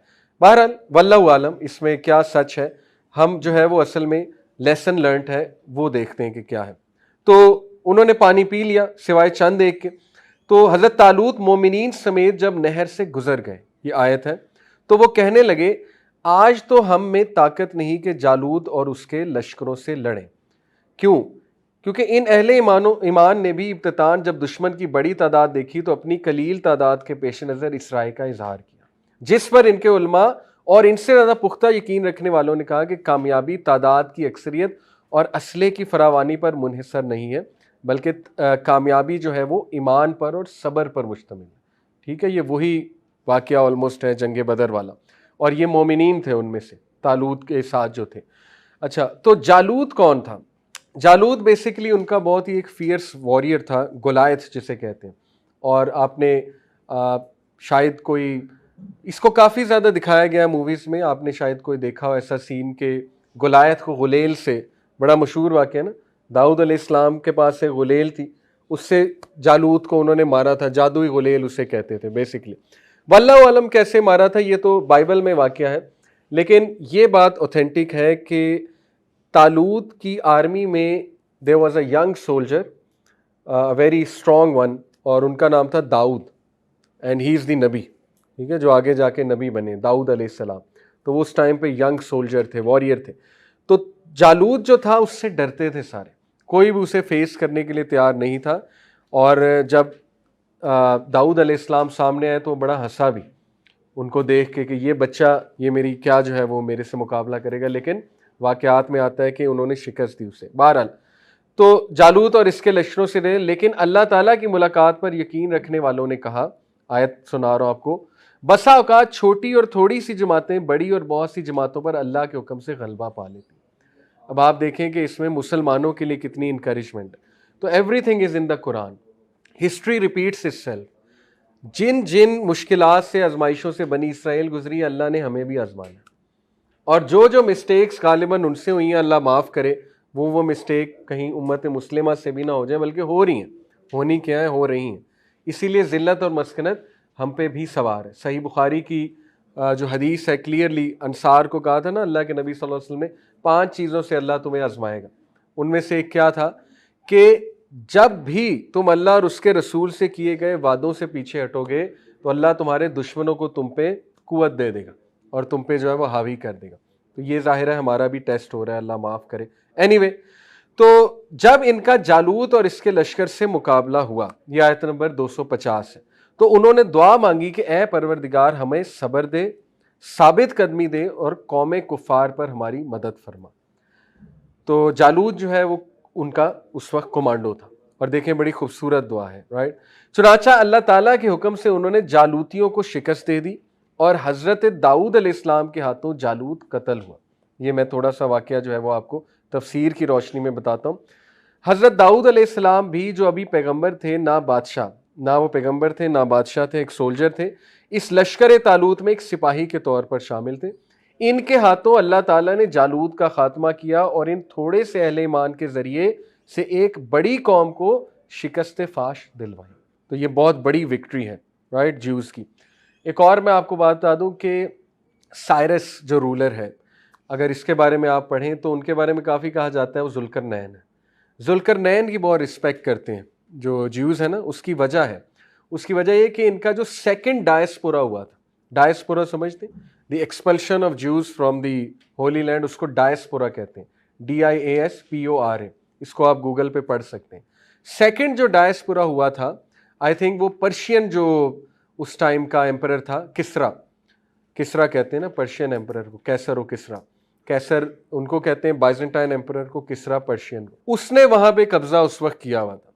तो साइरस जो था, किंग साइरस, उसने वापस जो है वो ज्यूज को जेरूसलम दिलवाया था, हालांकि वो खुद यहूदी नहीं था। तो इसलिए जो है ये बहुत ज़्यादा रिस्पेक्ट जुल्करनैन अलैहिस्सलाम की करते हैं। और जुल्करनैन इस्लाम इस साइरस जो समझ आता है हमें तारीख को देखते हुए। इसीलिए तो इन्होंने कुरैश को कहा था ना कि अपने अगर सच्चा नबी है तो इनसे पूछो जुल्करनैन कौन थे। और फिर देखें पूरी सूरह काफ नाजिल हो गए जिसमें अल्लाह ने जुल्करनैन अलैहिस्सलाम का जिक्र किया। ठीक है, तो बड़े इंटरेस्टिंग कैरेक्टर हो जुल्करनैन इस्लाम। बहरहाल तो जालूत कत्ल हुआ और अल्लाह ताला ने दाऊद अलैहिस्सलाम को मुमलिकत व हिकमत और जितना कुछ चाहा इल्म भी अता फरमाया। देखें अल्लाह का वादा तो था आले इब्राहीम से कि मैं इनको इमाम बनाऊंगा, क्योंकि हज़रत इब्राहीम की ही दुआ थी। बट साथ में ये भी कह दिया था कि ज़ालिमीन से ये वादा नहीं है, ये वादा उन्हीं से है जो कुव्वत वाले हैं, ईमानी कुव्वत वाले हैं, जिस्मानी कुव्वत वाले हैं, जो विल पावर वाले हैं। और दाऊद अलैहिस्सलाम देखें उन्होंने प्रूव किया अपने आप को। नबूवत ऐसे नहीं मिल जाती, बादशाहत ऐसे नहीं मिल जाती, प्रूव किया, जिहाद की, मुजाहिद बन के आए, राइट। और उसके बाद अल्लाह कहते हैं कि हमने उसको नवाज दिया। तो इसके बाद अल्लाह ताला हज़रत दाऊद सलाम को बादशाहत भी अता फरमाई और नबूवत भी। और हज़रत दाऊद अलैहिस्सलाम के मौजज़ात थे, लोहे को हाथ में पकड़ के पिघला देते थे, ठीक है। और हज़रत दाऊद अलैहिस्सलाम जो है, birds used to sing with him the praise of Allah सुब्हानहू व तआला। कुछ लोग वहाँ से म्यूज़िक की दलील देते हैं, लेकिन ऑब्वियसली वो म्यूज़िकल इंस्ट्रूमेंट्स तो नहीं बजाते थे ना, अल्लाह माफ़ करे, वो तो एक ज़ाहिर है आवाज़ है, तो आवाज़ के तो हम खिलाफ नहीं है। इसी तरह फिर उनके जो बेटे हैं सुलेमान इस्लाम, उनको भी अल्लाह ने बादशाहत दी। और सुलेमान अलैहिस्सलाम का किंगडम तो दुनिया का सबसे रिचेस्ट किंगडम था, मतलब दुनिया में जितने रिच किंगडम्स आए सबसे नंबर 1 पे सुलेमान अलैहिस्सलाम। उनका महल क्या अजीमुशान महल था। मलका सबा आई जब उसने देखा तो समझी कि पता नहीं ये पानी है, शीशा था, हालांकि उसने जो है पिंडलियाँ अपनी नंगी कर ली ताकि वो ज़रा देख देख के चले ले। हज़रत सुलेमान हंसे कि ये असल में क्या कर रही है औरत, असल में तो फ़र्श था, शीशे का फ़र्श था। तो जिन्नात और शयातीन उनके पास थे, डीमंस, पावरफुल डीमंस। इफ़रीत का जिक्र आता है सूरह नमल में। इफ़रीत जो है is a very powerful demon. तो उसने कहा था ना मैं तख्त ले आऊँगा जब तक ये महफिल जो है बर्खास्त होती है। तो क्या वो किंगडम होगा आप सोचें। हवाएं जो हैं उनके इशारों से चलती थी और जानवरों की बोली समझ लेते थे सुलेमान अलैहिस्सलाम। चूंटी वाला वाक़या सूरह नमल में आप लोगों ने पढ़ा हुआ है, ठीक है। इसी तरह उनके पास इतने पावरफुल जिन्नात थे, बल्कि कुछ लोग ये भी कहते हैं कि शायद जो ये हैकल सुलेमानी है जिन्नात ने बनाया था, वल्लाहु आलम। लेकिन जिन्नात कंस्ट्रक्शन तो करते थे। और हज़रत सुलेमान की जो वफ़ात हुई है वो भी इसी तरह हुई है ना कि जिन्नात कुछ कंस्ट्रक्ट कर रहे थे और वो हज़रत सुलेमान अपना असा पकड़ के खड़े हुए थे। तो अल्लाह ताला ने जिन्नात को ज़रा वेकअप कॉल देने के लिए, वो समझते थे कि हमें बड़ा इल्म है और गैब जानते हैं, और लोग कहते थे कि जी जिन्नात के पास इल्म गैब है। आजकल भी लोग यही कहते हैं जी कि वो हमें न्यूज़ देते हैं आके शयातीन। एनीवे कहते हैं ना मौक्कल है मेरे पास, मौक्कल को बड़ा पता है। तो ये उसका रद्द है ये वाक़या। जिन्नात ने वो समझे कि हज़रत सुलेमान अलैहिस्सलाम खड़े हुए, और जिन्नात इतना डरते थे हज़रत सुलेमान से कि उनकी आंखों में नहीं देखते, क्योंकि अल्लाह ने उन्हें एक रिंग दी हुई थी, पावर। और वो वाक़या भी आपने पढ़ा होगा कि वो रिंग जब उनके हाथ से एक बार उतरी थी, वो नहा रहे थे तो एक जिन उनके तख्त पे जाकर बैठ गया था सुलेमान बन के। ये बिल्कुल सही वाक़या, अल्लाह ने आजमाया था हज़रत सुलेमान अलैहिस्सलाम को। लेकिन एनीवे तो उनकी ज़रूरत नहीं होती थी हज़रत सुलेमान को देखने की। तो वो समझे कि ये जिंदा है। वो तो जब वो चींटी ने खाना शुरू किया, जो भी था दीमक था, उसने खाना शुरू किया उनके उसको, तो वो गिर गए और बाद में पता लगा कि ये तो अल्लाह ताला ने इनकी रूह कब्ज़ कर लिया। तो इससे साबित हुआ कि जिन्नात को इल्म गैब नहीं है और इनकी कोई पावर नहीं है, राइट। एनीवे, बात जो है वो उधर चली गई हज़रत सुलेमान अलैहिस्सलाम की तरफ। तो ये जो आयात मैंने आपके सामने रखी हैं, थोड़ा सा हम जो है वो और इंशाल्लाह पढ़ लेते हैं। 250 तक मैंने आपको बताया जी। चुनाचा अल्लाह ताला के हुक्म से उन्होंने जालूतियों को शिकस्त दे दी और हज़रत दाऊद के हाथों जालूत कत्ल हुआ। और अल्लाह ताला ने दाऊद को मुमलिकत और हिकमत और जितना कुछ चाह इल्म भी अता फरमाया। अगर अल्लाह ताला बाज़ लोगों को बाज़ से दफ़ा ना करता तो ज़मीन में फ़साद फैल जाता, लेकिन अल्लाह ताला दुनिया वालों पर बड़ा फजलो करम करने वाला है। तो आयत नंबर 246 से 251, 251 सूरह अल बकरा, ये हमारे लिए बहुत रेलेवेंट है इस वक्त, ये सारा सिनेरियो समझने के लिए। तो यही तो असल में उन्हें दुख है। ज़ायनिस्ट मैं कहूँगा, ज्यूज़ में, चूँकि देखें ज्यूज़ जो है ना वो सारे करप्ट नहीं हैं, उनमें कुछ बड़े ऑनेस्ट और इंसाफ पसंद और अच्छे भी ऐसे लोग मौजूद हैं जो इवन स्टेट ऑफ इसराइल के भी ख़िलाफ़ हैं, जो इवन नेतन्याहू को बहुत कंडेम करते हैं, ज़ायनिज़म को एक्सपोज करते हैं और मानते हैं, कहते हैं कि नहीं हमारे हाथ से लैंड चला गया। मैं अभी सुन रहा था एक रैबाई, बड़ा अच्छा वो बोल रहा था, पुराना क्लिप है, वो कह रहा था कि भाई हमें मान लेना चाहिए ये प्रॉमिस लैंड हमारे पास था लेकिन चला गया हमारे हाथ से। अब जो इसके हकदार हैं वो हैं मुसलमान हैं। और प्रॉफिट मोहम्मद की तारीफ़ कर रहा था वो अपने मुंह से कि हम मानते हैं वो नबी है, लेकिन ये कि मतलब हम नहीं एक्सेप्ट करते, लेकिन थे वो नबी, मुंह से कह रहा था। बहुत ऐसे क्लिप्स आपको मिल जाएंगे। तो इसीलिए हम जो है ना वो ज़ायनिस्ट कहते हैं। ज़ायनिस्ट जो है ना वो एक्सट्रीमिस्ट जूइश नेशनलिस्ट है। ज़ायनिज़म जो है ना ये एक्सट्रीम नेशनलिज्म की मूवमेंट है। अरब ज़ायनिस्ट भी हैं, मुसलमानों में भी ज़ायनिस्ट हो सकते हैं, ठीक है, हिंदूज में ज़ायनिस्ट है, जो मोदी है उसके बारे में भी कहा जाता है ना ज़ायनिस्ट है, इसी तरह। लेकिन ये शुरू हुई थी ज्यूज से बेसिकली। इनके नेशनलिस्ट जो थे वो खड़े हो गए थे 19वीं सदी में और उन्होंने जो है वो प्रॉमिस लैंड की बात करना शुरू कर दी थी। फिर एक बहुत बड़ा इनका जर्नलिस्ट था, जर्मन था गालिबन, उसने एक आर्टिकल लिखा था उस दौर में जहाँ से सारी ये वेव शुरू हुई थी। उसने आर्टिकल में प्रॉमिस लैंड का तस्करा किया, हज़रत दाऊद का तस्करा किया, ज़रा जज्बात भड़काए इनके, तो वहाँ से सारी जो है वो बात शुरू हुई। और उसके बाद इनको मज़ीद जो है फोर्स मिल गई जो हिटलर ने किया इनके साथ, वहाँ से सिंपथी मिल गई, वहाँ से ये एंटी सेमिटिज़म का पूरा एक नैरेटिव मिल गया, ठीक है। उसके बाद जो है वो ब्रिटिश बहुत ज़्यादा इसमें इंटरेस्टेड थे इस एरिया में, क्योंकि आपको पता है कि द लैंड ऑफ पैलेस्टाइन, ये बहुत ही, इसकी लोकेशन बड़ी जियो स्ट्रेटेजिक लोकेशन, ये कनेक्ट करता है रिवर्स को और फिर जाहिर है ये कनेक्ट करता है यूरोप को और मिडल ईस्ट को, ठीक है। तो वहाँ पे जो बैठा हुआ है वो बहुत सी चीज़ों को कंट्रोल करता है, इसीलिए अल्लाह ने ज़्यादातर अंबिया उसी लैंड में जो है वो भेजे। तो ब्रिटिश का अपना इंटरेस्ट था उसमें, उस इंटरेस्ट की वजह से ब्रिटिश ने जो है इजराइल को सपोर्ट भी किया।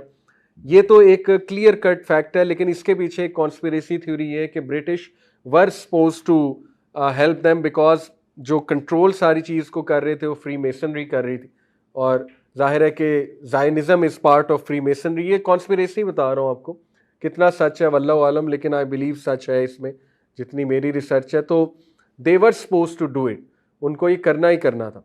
तो बहरहाल वो सारी हिस्ट्री मैं आपके सामने रखता हूँ ये कैसे हुआ। अभी आगे चलते हैं।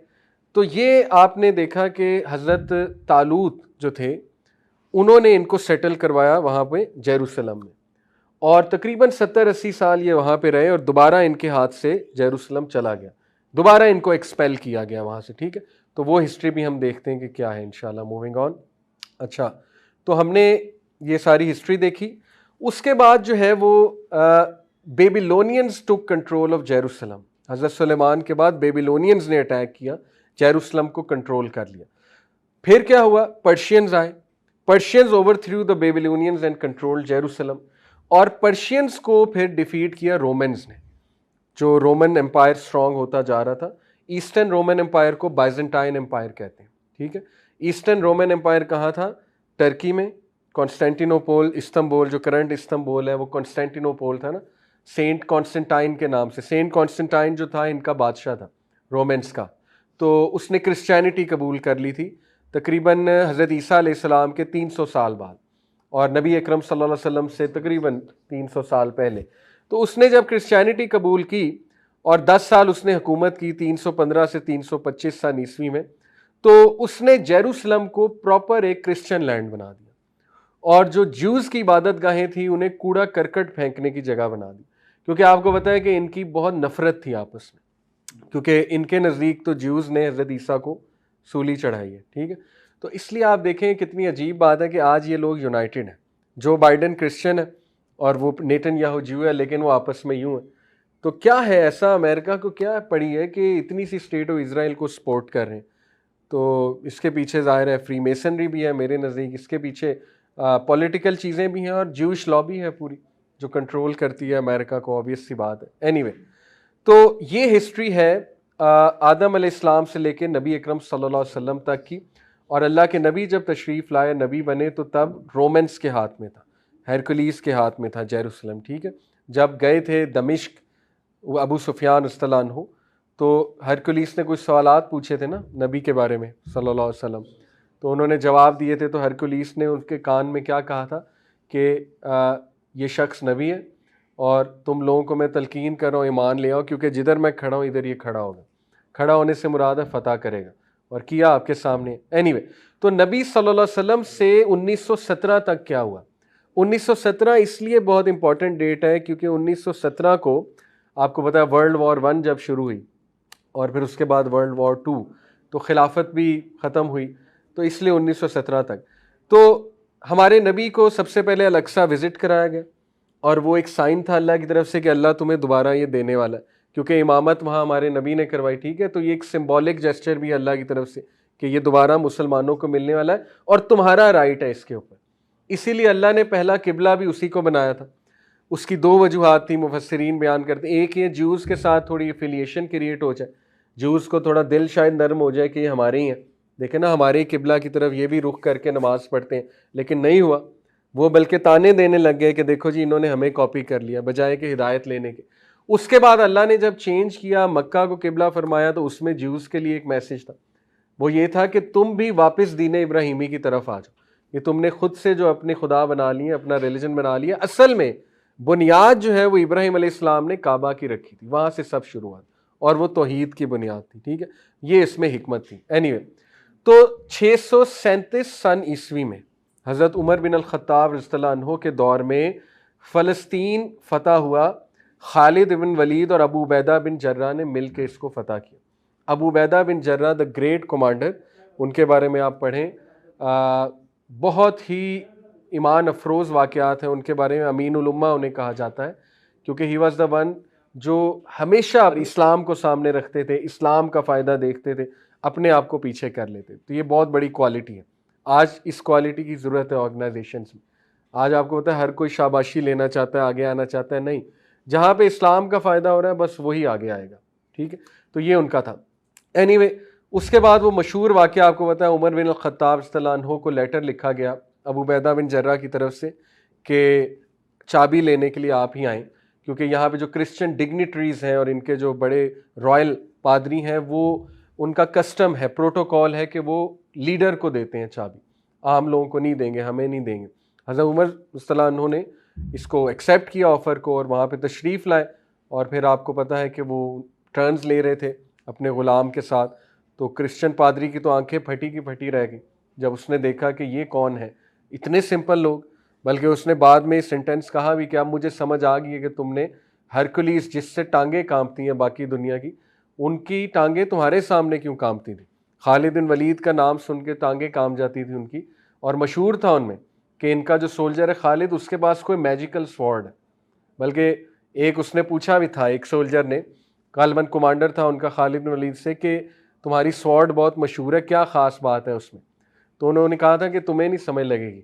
उसने कहा क्या मतलब? उन्होंने कहा कि तुम ला इलाहा इल्लल्लाह को नहीं जानते, इस स्वॉर्ड में कोई ख़ास बात नहीं है, असल में ख़ास बात ला इलाहा इल्लल्लाह की है, वो तुम्हें कभी नहीं समझ लग सकती।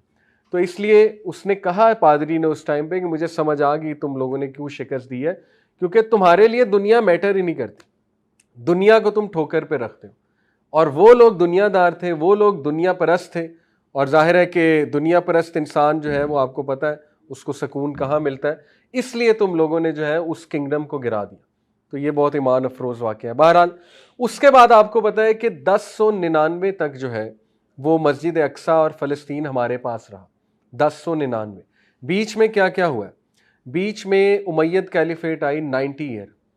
कब से कब तक? 661 सन ईस्वी हज़रत अली रज़ियल्लाहु जो है उनकी शहादत 661 सन ईस्वी में हुई। उसके बाद फिर आपको पता है अमीर Muawiya and so on and so fourth 14 खलीफा आए उमैयद के 751 तक। उसके बाद अब्बासिड एक डायनेस्टी थी पूरी, अब्बासिड फैमिली जो क्लेम करते थे बनु अब्बास से। अब्बासिड्स ने फिर जो है वो अपने खलीफा को इंस्टॉल किया वहाँ पे और बहुत बेदर्दी से उमैयद्स की सारी फैमिली को मरवाया। ये एक अलग चैप्टर है हिस्ट्री का। डिनर पे बुला के आपस में टसल अरब्स की बहुत ज़्यादा थी अनफॉर्चुनेटली, और उनमें से जो है वो 2 बच्चे भाग गए। एक का नाम अब्दुर्रहमान था। अब्दुर्रहमान जो है उसके भाई को मार दिया गया, छोटे को। वो जब नहर एक क्रॉस कर रहे थे, सोल्जर्स ने लालच दी कि आ जाओ कुछ नहीं कहते। अब्दुर्रहमान ने समझाया अपने भाई को। अब्दुर्रहमान जो है ये बेसिकली किस फैमिली से थे? ये मरवान, अब्दुल मलिक बिन मरवान फैमिली से अब्दुर्रहमान। तो ये यंग बॉय थे और इनके भाई को कत्ल कर दिया गया। अब्दुर्रहमान मोरक्को भाग गए क्योंकि मोरक्को में उमैयद ज़रा स्ट्रॉन्ग थे उस टाइम। तो वहाँ पे फिर इनकी तरबियत हुई, इनको पहचान लिया गया कि ये बड़ा रॉयल फैमिली का बच्चा है और इनको ट्रेन किया गया। अल्टीमेटली अब्दुर्रहमान जो थे इन्होंने स्पेन को फतह किया दोबारा से। स्पेन जा रहा था मुसलमानों के हाथ में, 711 में स्पेन फतह हुआ था ना, उसके बाद जा रहा था स्पेन क्योंकि स्पेन में मुसलमान लड़ रहे थे आपस में। तो अब्दुर्रहमान जो है वो लीडर बन के आए। 756 का गालिबन ये वाक़या है सन ईस्वी, 756 757, और स्पेन दोबारा से कंट्रोल किया अब्दुर्रहमान ने। और फिर अब्दुर्रहमान की औलाद ने स्पेन पे तकरीबन 800 साल हुकूमत, ठीक है, अब्दुर्रहमान की औलाद ने। और अब्दुर्रहमान 3 जो है वो सबसे पावरफुल कैलिफ आए स्पेन में, उनके बारे में आप पढ़िएगा। उन्होंने कुर्तुबा जो शहर है, कोर्डोबा, और जो वहाँ पे महल है वो बनाया। और एक फ्रेंच नन वहाँ पे आई थी, उसने फिर एक किताब लिखी थी, Cordoba the jewel of the world, ये उस किताब का नाम। और वो हैरान रह गई थी कि वहाँ की ग्लोरी देख के। तो खैर मुसलमानों ने बड़ी हुकूमत की स्पेन पे। तो ये चल रहा था और उमैयद डायनेस्टी स्पेन में बैठी हुई थी, उमैयद कैलिफेट, और जो अब्बासिड डायनेस्टी थी वो बगदाद में बैठी हुई थी। उनमें फिर बड़े बड़े कैलिफ्स आए हैं, आपको पता है, हारून अर रशीद, मामून, मंसूर, ठीक है। तो वो बड़े अच्छे उन्होंने बड़े काम किए इस्लामिक सल्तनत के लिए, नो डाउट। बहरहाल उसके बाद फिर ये कैलिफेट मज़ीद तकसीम हुई, फातिमिड डायनेस्टी बन गई इजिप्ट में। ये बेसिकली वो मेरे ख्याल शिया डायनेस्टी है, फातिमिड डायनेस्टी। और हज़रत सलाहुद्दीन अयूबी जो थे वो उसी दौर में फिर आए 1099 में, जब बहुत ही दर्दनाक वाक़या हुआ। उसको सीज ऑफ जेरूसलम कहते हैं हिस्ट्री में, लेकिन उसको ब्लडी सीज ऑफ जेरूसलम भी कहा जाता है। उसकी वजह यह है कि क्रिश्चियन जो क्रूसेडर आर्मी थी उन्होंने खून की नहरें बहा दी थी। लिटरली ये तारीख में अल्फाज हैं कि फ़लस्तीन की गलियों में खून की नहरें बह रही थी। किनके खून की? मुसलमान बच्चे, औरतें और मुसलमान सोल्जर्स तो थे ही। इसीलिए जब सुल्तान सलाहुद्दीन अयूबी खड़े हुए थे उनके जनरल के सामने, कमांडर के सामने जो क्रूसेडर्स का था, तो उसको जब उन्होंने कहा कि कमांडर ने बड़े उससे कहा कि बताओ तुम्हारी क्या टर्म्स हैं, क्या चाहते हो तुम? सलाहुद्दीन अयूबी को जब ज़ाहिर है फतह हो गई, उसे पता लग गया अब गए हम, तो सलाहुद्दीन अयूबी ने कहा कि जेरूसलम तो हमारे हवाले कर दो तुम, और तुम्हारी सारी आर्मी को, तुम्हारे बच्चों को, तुम्हारे बुजुर्गों को, तुम्हारी औरतों को हम सेफ पैसेज देते हैं, इवन तुम्हारे किंग को, उस टाइम पे जो किंग था इनका। तो वो इतना हैरान हुआ, उसने कहा कि जब क्रिश्चियंस को ये लैंड मिला था तो they butchered every single person, every single women, every single children. तो उन्होंने बड़ा तारीखी जुमला कहा था, I am not those man, I am Salahuddin. Salahuddin, उसने कहा था मैं सलाहुद्दीन हूँ, हम मुसलमान हैं, हमें नहीं सिखाया जाता। तो वो बड़ा हैरान हुए और बड़ा इम्प्रेस हुए सलाहुद्दीन अयूबी रहिमहुल्लाह के इस अखलाक से। लेकिन हमारी हिस्ट्री की किताबों से इसको मिटा दिया गया, इस चैप्टर को। आज देखें हमारी यूथ को इलामा मोहम्मद इकबाल की नफ़रत पैदा की गई, कैसे उनको निकाला गया हमारे सिलेबस से, उनकी जिहादी नज़मों को निकाला गया हमारे सिलेबस से, उन्हें एक मजाक बनाया गया, उन पर क्रिटिसिज्म हुआ कि इन्होंने छापे मारे हैं, ये किया, वो फलाने फ़िलासफ़र का छापा। आपको पता है टीवी पे आजकल सो कॉल्ड इंटेलेक्चुअल आके इलामा इकबाल को चैलेंज करते हैं। तो ये एक पूरी सोची समझी साजिश है पिछले, क्योंकि इलामा इकबाल का इतना स्ट्रॉन्ग कंटेंट है, इतना स्ट्रॉन्ग कंटेंट है, मैं आपको बता नहीं सकता। यकीन करें, उनकी एक नज़म आप समझ जाए ना तो ज़िंदगी संवर सकती है, क्योंकि वो कुरान से अखज़शुदा नज़म है। और वो है, हर लहजा है मोमिन की नई शान नई आन, गुफ्तार में किरदार में अल्लाह की बुरान। ये पूरे अशार आप पढ़ लेना तो ये पूरा विजन है यूथ के लिए कि हमने करना क्या है। इसीलिए तो निकाला है, उन्हें पता है कि ये तो बहुत पावरफुल वर्ड्स हैं, बहुत पावरफुल शायरी है। और सुल्तान सलाहुद्दीन अय्यूबी पता भी नहीं हमारे बच्चों को कौन है, मतलब क्या किया था उन्होंने, इसलिए ये एक सैड चैप्टर है हिस्ट्री का। एनीवे, तो सुल्तान सलाहुद्दीन अय्यूबी ने 88 साल बाद, यानी 88 साल लगे मुसलमानों को सलाहुद्दीन अय्यूबी बनाने में। और तारीख में आता है कि सलाहुद्दीन अय्यूबी ऐसे ही नहीं बन गया। उस दौर के जो उलमा थे, जो रिलीजियस तबका था, उसने दोबारा से इस्लामी तारीख और जिहाद का नैरेटिव शुरू कर दिया था। 50 साल उन्होंने वो नैरेटिव बनाया, तारीख में आता है 50 साल लगे उस नैरेटिव को जान पकड़ने में, माओं को ये समझने में कि हमने मुजाहिदीन पैदा करने हैं और उनकी तरबियत ऐसी करनी है, और उसके बाद सलाहुद्दीन अय्यूबी आया। राइट, यही बात है असल में आज भी कि ये शॉर्ट टर्म सोल्यूशन तो है कोई नहीं अभी। अनफॉर्चुनेटली अभी क्या हो सकता है, अभी यही हो सकता है कि मुस्लिम ममालिक मिलके जो है वो कुछ अब बड़ा एक्शन कर दें, अल्लाह करे। और मैं आपको बताऊं कि इजराइल को सिर्फ पाकिस्तान आड़े ले सकता है, पक्की बात है, ठीक है। इसीलिए वो सबसे ज़्यादा जो है ना डरते भी यहाँ से हैं, क्योंकि आपको पता है कि आर्मी, न्यूक्लियर पावर, फिर यहाँ के लोगों में जो जज्बा है, आज आर्मी ऐलान कर दे कि चलो जी जिहाद के लिए, आई एम श्योर सारे निकलेंगे, औरतें निकल जाएंगी, ठीक है। इसलिए उन्हें पता है कि यहाँ से आएगा टफ टाइम। तो अल्लाह करे कि हमारे जो आर्मी है, एयरफोर्स है और हुक्मरान है, उन्हें कुछ जो है गैरत भी आ जाए, और जाहिर है इंशाल्लाह इस पे वो सोचें, हम दुआ करते हैं उनके लिए। तो बहरहाल ये नैरेटिव भी बिल्ड करना पड़ेगा। देखें, आप लोगों को अपनी फैमिलीज़ में इस्लामिक हीरोज़ को रिवाइव करना पड़ेगा आपको, इसीलिए मैं आपको ये सारी तारीख बता रहा हूँ, ठीक है। तो 88 साल लगे मुसलमानों को रिकैप्चर करने, रिक्लेम करने के लिए जेरूसलम का लैंड, और 1187 में under the great leadership of the great Salahuddin Ayyubi, अल्हम्दुलिल्लाह जेरूसलम वाज रिक्लेम्ड। ये है हमारी तारीख। और उसके बाद 1917 से लेके अब तक जो है वो क्या हुआ है, मैं आपको इसकी क्विक जो है वो एक इंशाल्लाह तारीख बताता हूँ। 1897 में वर्ल्ड ज़ायनिस्ट ऑर्गेनाइजेशन बनी। उसका मकसद था to advocate for the establishment of a Jewish homeland in Palestine. और शुरू से ब्रिटिश ने जो गेम खेली वो 2 स्टेट सोल्यूशन था। 2 स्टेट सोल्यूशन ये था कि पीसफुल को एग्जिस्टेंस होनी चाहिए, ज्यूज कुछ लैंड ले लें और अरब्स के पास तो है ही, ठीक है, अरब्स भी रहें, कोई मसला नहीं है। 1917 में बालफोर डिक्लेरेशन हुई, इसीलिए मैं 1917 बार बार, इसमें क्या था कि British foreign secretary James Balfour approves the creation of a national homeland for Jews in Palestine. और लीग ऑफ नेशन उसके बाद बनी, जो कि यूनाइटेड नेशंस है, जिसका मकसद असल में वॉर्स को एंड करना था। उसमें भी फिर बिल्स आए, रेजोल्यूशन पास हुई कि जूस का राइट है वहां पे को एग्जिस्ट करना। 1947 में यूएन पार्टीशन प्लान आया। UN successfully passes a plan to separate western Palestine into 2 states. Jewish leaders accepted the proposal while Palestinian Arab leaders rejected it outrightly, और फिर बहुत से राइट्स हुए, and those rights led to the Arab-Israeli war, पहली जो war थी 1948-1949 में।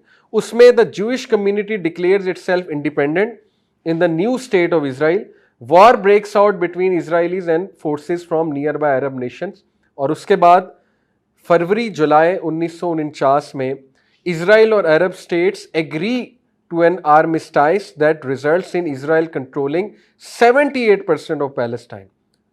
शुरू जब हुआ था तो इसराइल का था 3% हिस्सा सिर्फ। इस वक्त करेंटली इसराइल जो है वो 90% हिस्से पर बैठा हुआ है इस वक्त। और वो भी आपको पता है कि जेरूसलम को भी कैपिटल उन्होंने अपना डिक्लेयर कर दिया ट्रंप के दौर में। The United nation estimates that more than 7 lakh Palestinian Arabs became refugees during this period. Backup Israel को कौन कर रहा था? ऑब्वियसली सुपर पावर्स कर रही थी उस दौर की। और ये जो पहली अरब इसराइल वॉर थी उसमें इसराइल का पलड़ा भारी था, और इसराइल 78% लैंड को कैप्चर कर गया बदमाशी से। 1967 में अरब इसराइल वॉर दोबारा हुई। 6 डे वॉर थी using air sea and ground combat. इसमें अल्हम्दुलिल्लाह पाकिस्तान एयरफोर्स भी गई थी और इसराइल के जहाज़ भी गिराए थे पाकिस्तान एयरफोर्स ने, जो 67 की वॉर। बल्कि मुझे एक बहुत ही हाई रैंक ऑफिसर भी बता रहे थे कि बाकायदा ये प्रेशर डाला था ऑफिसर्स ने उस टाइम पे जो प्रेसिडेंट थे कि हमने जाना है, आप नहीं इजाज़त देंगे फिर भी हमने जाना है। इसका मतलब है कि हमारी आर्मी एयरफोर्स में हमेशा नेक लोग और तड़प रखने वाले लोग मौजूद रहे और आज भी हैं, आज भी हैं, ठीक है, ना उम्मीदी नहीं है। तो इंशाल्लाह आज भी कुछ हो सकता है। तो Israel captures the Sinai Peninsula from Egypt and Golan Heights from Syria. Although the Israeli army does not annex the west bank of Jordan, it begins to occupy the region. यहाँ से complete occupation उनकी शुरू हो गई West Bank की। 1982 में Israel returns Sinai to Egypt and the two countries sign a peace treaty, making Egypt the first Arab nation to officially recognize Israel as a state. सबसे पहले इसराइल को Egypt ने जो है वो एज अ प्रॉपर स्टेट जो है तस्लीम किया। आज भी अफसोस की बात है कि उर्दन और इजिप्ट दोनों ने बॉर्डर्स अपने बंद किए हुए, कई मुस्लिम ममालिक ने एयर बेसिस दी हुई हैं, ठीक है, इसराइल को अभी भी। 1987 से 1993 इसमें क्या है, फर्स्ट इंतिफादा, ये क्या है, Palestinians begin a mass uprising in Gaza, civil disobedience and riots soon spread to the West Bank. अब पैलेस्टीनियंस जाहिर है मजीद जाग रहे हैं और उन्हें क्लियर नजर आ रहा है कि ये तो मतलब हमें निकालने पे तुले हुए। वही हुआ ना कि बस आए एज गेस्ट थे, उसके बाद काबिज हो गए। 1993 से 1995 में ऑस्लो अकॉर्ड्स हुए, the Oslo Accords. Palestine and Israel sign the declaration of principles in which both nation seek recognition as autonomous governing bodies. अब देखें मजबूरन टू स्टेट सोल्यूशन की तरफ आना पड़ा क्योंकि इजराइल जो है वो स्ट्रांग होता जा रहा है। वेस्ट बैंक को स्प्लिट कर दिया जाता है 3 जोन्स में, एक जो कि फुली पैलेस्टीनियन अथॉरिटी के अंडर है, एक जो कि जॉइंट कंट्रोल्ड है, एक जो कि कंप्लीटली इजराइल के हाथ में है। और गाजा आपको पता है कि वहां पे मेजॉरिटी पैलेस्टीनियंस की आबादी है। 2000 में कैंप डेविड समिट हुआ। इसमें क्या था, the Israeli army withdraws from Lebanon. The Camp David summit aims to help the two sides finally agree on a settlement. The talks eventually fail and the violence leads to the second इंतिफादा जो कि 2000 से 2005 तक हुआ। अच्छा, ये हो क्या रहा है अभी तक, इसराइल ग्रेटर इसराइल की तरफ जा रहा है, ठीक है। वो लेबनान भी उनके प्लान में है, सीरिया उनके प्लान में है, पार्ट ऑफ सऊदी अरेबिया उनके प्लान में है, ठीक है, उर्दन तो जाहिर है उनके प्लान में है। अप्रैल 2003 road map for piece, European union, United nation, US and Russia release a road map which outlines a clear timetable toward a Palestinian state. उन्होंने एक रोड मैप वहाँ पे सजेस्ट किया 2 स्टेट सोल्यूशन का। 2005 में गाजा एक्सपल्जन प्लान क्या था। Israel की जो डिफेंस फोर्सेस हैं, जो असल में आईडीएफ नहीं हमें कहना चाहिए, हमें आईओएफ कहना चाहिए, इसराइल्स ऑक्यूपेंट फोर्सेस। जैसे कश्मीर में आप देखें ना, इंडियन ऑक्यूपाइड फोर्सेस कहा जाता है, ठीक है ना। तो उन्होंने क्या किया, they leave the Gaza Strip and force settlements in the northern West Bank as part of unilateral disengagement plan. ये 2005 में हुआ। आपको जरा टेक्निकल तारीख बता रहा हूँ। 2011 में Palestine submits a bid to the UN for statehood and membership, लेकिन नहीं मिली। पैलेस्टाइन आपको पता है मेंबर नहीं है यूनाइटेड नेशन का। तो ये एक तारीख हमें, और देखें इंटरेस्टिंग बात है कि 2011 में अरब स्प्रिंग शुरू हुई, प्रॉपर प्लान है। 9/11 उससे 10 साल पहले 2011 में उसमें खपाया अफगानिस्तान को। आप ये ना समझे इनको नॉलेज, इन्होंने सारी हदीस पढ़ी हैं कि खुरासान क्या है, वहाँ से कौन सी आर्मी उठनी है, किस कंट्री की क्या हैसियत है, सब इनके रिसर्च सेंटर्स हैं जहाँ हदीस पढ़ाई जाती है। उन हदीस के पस मंज़र में रोशनी में इनकी स्ट्रैटेजीज बिल्ड होती हैं, इस लेवल पे तैयारियाँ होती हैं, ठीक है ना। और मुसलमान सो रहे थे अभी तक। तो 9/11 हुआ, उसके बाद अफ़गानिस्तान, फिर इराक 2004 में वो लॉन्च कर दिया, फिर जो है वो सऊदीया ईरान की टसल लॉन्च करवा दी, फिर यमन वाला क्राइसिस शुरू करवा दिया। 2011 में जो है वो फिर अरब स्प्रिंग करवाई leading to the Syria crisis. Arab Spring क्या थी, उसमें जो है वो इजिप्ट और ये जो लीबिया, और उसके बाद जो है ये अपना कौन सी कंट्री थी तीसरी, एनीवे जो ये अरब कंट्रीज़ थी, वहाँ पे डेमोक्रेसी की मूवमेंट चलाई, ठीक है। वो हमने तो अपने सामने होती देखी, जाहिर है मैं तब आपके जितना था, 20-25 साल का। तो एनीवे उसमें हमने देखा कि किस तरह इन्होंने मुसलमानों को जो है वो आपस में इख्तलाफात पैदा किए, और वो लीडर्स स्पेशली जो बेसिकली, ठीक है उनमें बुराइयां थी, खामियां थी, कज़ाफ़ी हो गया, सद्दाम हुसैन, और स्पेशली जो भुट्टो, आपको पता है इन्होंने बहुत स्ट्रॉन्ग ब्लॉक बनाया था। ओआईसी जब बनी थी तो ये बड़ा स्ट्रॉन्ग एक ब्लॉक बन गया था हमारा जी। हाँ, तो शाह फैसल भी। लेकिन उसके बाद क्या हुआ है, एक एक को फिर इबरत बनाया गया, वो आपके सामने चैप्टर ऑफ हिस्ट्री, ठीक है ना। हर वो लीडर जो थोड़ा सा इकोनॉमिक एम्पावरमेंट, इंडिपेंडेंस का सोचता है, फिर आपको पता है कि confessions of an economic hitman एक किताब है, उसमें सारी बातें लिखी हुई हैं। इकोनॉमिक हिटमैन ये छोड़ते थे उन कंट्रीज़ पे और उनको इकोनॉमिकली सफ़र करवाते थे। एनीवे, तो यहाँ से ये साबित हो रहा है कि इन जो, अल्लाह माफ़ करे, ये खबीस लोग हैं, ज़ायनिस्ट की बात करो, एक्सट्रीमिस्ट जूइश जो नेशनलिस्ट हैं, इनका ग्रेटर इज़राइल बनाने का प्लान है। और अभी जो ये कर रहे हैं वो प्योर एथनिक क्लींजिंग की मूवमेंट है। और इनका ग्रेटर प्लान जो मैं एक आर्टिकल में पढ़ रहा था वो ये है कि इस वक्त ये पैलेस्टीनियंस को ऑफ़र करेंगे कि तुम सिनाई चले जाओ और वहाँ पे फिर इन्हें जाके मज़ीद बॉम्ब करेंगे, क्योंकि वहाँ भी ये क्लेम करेंगे जी हमास ने अटैक कर दिया है, हमास को फ़ाइट कर रहे हैं हम।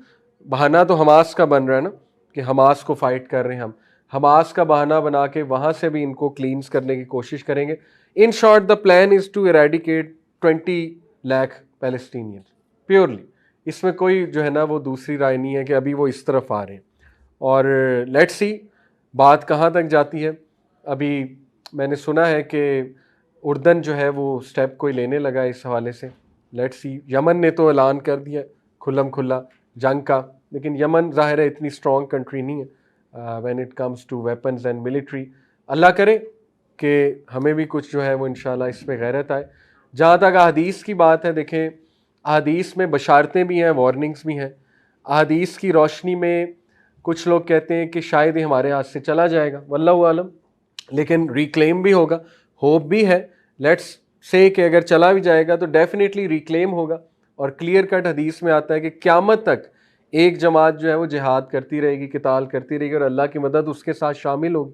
तो डेफिनेटली वो ग्रुप्स तो हैं जो बिल्कुल सही इस वक्त फ़ाइट कर रहे हैं अल्लाह की राह में, और उनका राइट है किताल करना, क्योंकि पैलेस्टीनियंस हमारे ब्रदर्स एंड सिस्टर्स हैं और उनके साथ बहुत तारीख़ की सबसे जो है वो बदतरीन ज़्यादती जो है हो रही है। इसलिए हमें दुआ भी करनी चाहिए उनके लिए इंशाल्लाह। थोड़ा सा हम सलूशन भी डिस्कस जो है वो इस पर कर लेते हैं क्विकली। अच्छा, इसके अलावा थोड़ा सा और मैं इंपॉर्टेंस आपको बता दूं क्विकली, फिर नमाज है। मैंने आपको बताया कि ये वो ज़मीन है जिसको अल्लाह ने ख़ुद बरकत वाला कहा, मुक़द्दस कहा। इसके अलावा ये बहुत से अंबिया का होमलैंड था। ये वो ज़मीन है जहाँ पे हज़रत लूत अलैहिस्सलाम ने पनाह ली, यानी ये ब्लेस्ड लैंड है। फिर इसमें मस्जिद अल अक्सा है जहाँ पे एक नमाज 250 नमाज़ों के बराबर है। फिर जो दज्जाल है वो यहाँ एंटर नहीं हो सकता। इसकी ख़ास बात ये इस ज़मीन की, बैतुल मक़दिस की। 3 जगह आपको होता है ना, मक्का, मदीना और जो है वो तीसरी जगह बैतुल मक़दिस, यहाँ एंटर नहीं होगा। ये मुस्नद अहमद की हदीस है, उसको प्रिवेंट कर दिया जाएगा यहाँ पे। तमाम अर्थ पे वो हुकूमत करेगा लेकिन यहाँ पे नहीं। और ये इसकी ये भी ख़ास बात है कि लुद एक एरिया है इसके करीब, वहाँ पे दज्जाल को कत्ल करेंगे हज़रत ईसा अलैहिस्सलाम। और मेहदी का जो टाइम है वो वॉर्स का टाइम है, और इमाम मेहदी के टाइम पे 3 ग्रोहों में मुसलमान तकसीम हो जाएंगे। एक वो जो उनके साथ किताल करेगा, शहीद हो जाएगा, और वो कायनात के वन ऑफ द बेस्ट शुहदा है हदीस की रोशनी में। एक वो जो उन्हें अपोज करेगा। तो अल्लाह ताला हमें हमारी नस्लों को बचाएं उनको अपोज करने से, जो उन्हें तस्लीम नहीं करेगा। और तीसरा ग्रोह वो होगा जो उनके लिए रोड क्रिएट करेगा, उनको सपोर्ट देगा, सपोर्ट सिस्टम फराहम करेगा। ठीक है, तो इंशाल्लाह हम दुआ करते हैं इन 2 ग्रुप्स में से ही हम हो, तीसरे में से ना हो। तो वो वॉर्स का दौर है। उसके बाद ईसा अलैहिस्सलाम जब आएंगे तो दज्जाल को कत्ल करेंगे, और दज्जाल जो है वो अपनी जंजीरें तोड़ के गुस्से में बाहर आएगा। कब? जब वो सुनेगा इमाम मेहदी आ गए, तो वो उसमें गुस्से में, गज़ब में बाहर आ जाएगा। तो ये इसकी ख़ास बात है कि इसके करीब जो लैंड है लुद, वहाँ कत्ल किया जाएगा दज्जाल को। सुना है वहाँ एयरपोर्ट है, वल्लाहु आलम किस तरह से कत्ल होगा। वो नेज़े का आता है, नेज़ा मारेंगे हज़रत ईसा अलैहिस्सलाम। और उसके बाद जो है मैसेंजर सल्लल्लाहु अलैहि वसल्लम वाज टेकन टू बैतुल मक़दिस ऑन हिज नाइट ऑफ इसरा। और अल-कुद्स ये पहला किबला है मुसलमानों का, ये इसकी जो है वो ख़ास बात है। फिर मैंने आपको बताया ये वन ऑफ द मॉस्क है जहाँ ट्रैवल करना चाहिए। फिर ये कि नबी अकरम सल्लल्लाहु अलैहि वसल्लम ने उस जगह पे तमाम अंबिया को लीड किया, which was a symbolic gesture from Allah सुब्हानहू व तआला कि this land belongs to the Muslims, this land belongs to the अंबिया, द पीपल ऑफ अंबिया, और वो मुसलमान हैं। जूस तो असल में बागी हैं। और उसके बाद हमने ये पढ़ा कि मस्जिद अल अक्सा जो है, ओके, उसके बाद हमने हिस्ट्री देखी सारी, वो मैंने आपको बताई, तमाम की तमाम हिस्ट्री। तो ज़ायनिस्ट का जो क्लेम है कि ये लैंड उनका है क्योंकि वो यहाँ पे सेटलर्स थे, पुराने सेटल हुए हुए थे और उन्होंने यहाँ पे किंगडम बनाया था, ये लॉजिकली भी गलत है और बाय नंबर्स भी गलत है। मैं आपको बताता हूँ कैसे। नंबर 1, ये इस तरह से शरई तौर पे गलत है कि इस्लाम में जब एक लैंड फ़तह हो जाता है, मुसलमान उसको फ़तह कर लेते हैं, तो वो लैंड मुसलमानों का हो जाता है। कोई भी ये क्लेम, जैसे अभी पाकिस्तान में जो है वो पुराने कोई हिंदूज उठ के आ जाए कहें हमारा एरिया था, अब आप लोग यहाँ से निकले हमारा, तो दैट डजंट मेक सेंस। अब तो हमारे पास है, मुगल्स ने फतह किया था ऑब्वियसली। तो ये इनका क्लेम बाय कुरानिक लॉ भी गलत है क्योंकि अल्लाह कुरान में कहते हैं कि लैंड उसका होता है जो शरीयत नाफिज करता है वहाँ जाके, ठीक है। और अल्लाह ने गिफ्ट कर दिया ये लैंड मुसलमानों को, सीधी सी बात है, आपके क्राइम्स की वजह से। दूसरा, ये एक बड़ा इंटरेस्टिंग फैक्ट है तारीख का कि पहले जो लोग जो फ़लस्तीन में सेटल हुए वो कनानाइट्स थे, कनान के रहने वाले थे, जो कि असल में अरब्स थे। तो लॉजिकली भी आपका आर्गूमेंट गलत है। अगर आप ये कहते हैं कि हम यहाँ पहले सेटल हुए थे तो आप नहीं हुए थे। तारीख इस बात की गवाह है कि कनान के जो रहने वाले लोग हैं, अरेबियन पेनिनसुला, जो अरब्स थे, वो यहाँ के सेटलर्स हैं, हज़रत ईसा से भी पहले और इवन 2000 BC से भी पहले, और वो बहुत साल यहाँ पे रहे हैं। तो अरब्स ही रह रहे हैं अब भी, तो क्लेम तो फिर उनका बनता है। और आप तो आ जाके तारीख में 70-80 साल यहाँ रहे हैं, दैट्स इट। इसके अलावा तो आप इतना रहे नहीं है हज़ारों साल की तारीख में, तो आपका लैंड कैसे हो गया। लेकिन जाहिर है उनका क्लेम है तोरा, ओल्ड टेस्टामेंट, कि इसमें लिखा हुआ है। तो हमारा भी क्लेम है कि कुरान में लिखा हुआ है कि आप यहाँ से निकल जाओ, ठीक है। और हमारे नबी का हुक्म है कि इनको यहाँ से निकालो। इसलिए ये जंग जारी रहेगी, आपको पता है, और अल्टीमेटली ये सॉल्व होगी इंशाल्लाह जाके हज़रत ईसा अलैहिस्सलाम के दौर में जाके। लेकिन उससे पहले हमें गियर अप होना चाहिए, अपने आप को फिज़िकली स्ट्रॉन्ग करना चाहिए, मेंटली स्ट्रॉन्ग करना चाहिए, अल्लाह से दुआएं करनी चाहिए हमें अल्लाह नेक साले औलाद भी दे, मुजाहिदीन दे, उनको इस्लामी तरबियत हम उनकी करें, रीग्रुप हों। वीडियोस बहुत दुखी आती हैं ज़ाहिर है, लेकिन ज़ाहिर है कि वो चाहते ही हैं इनकी हिम्मत टूट जाए, टू बी ऑनेस्ट।